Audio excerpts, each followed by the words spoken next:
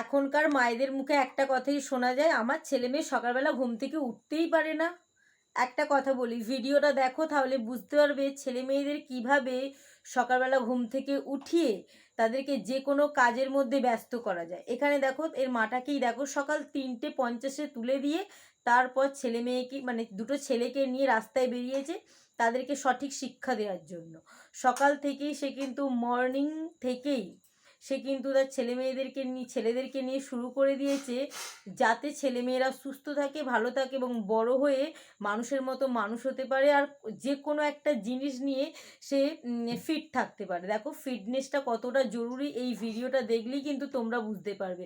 কারণ এখনকার ছেলেমেয়েরা কথা শোনে না, সকালবেলা ঘুম থেকে ওঠার পরই ফোন, তারপর কি খেলা, পড়াশোনা তো করেই না, আর এইসব তো করবেই না, মায়েদের কথা একদম শোনেই না।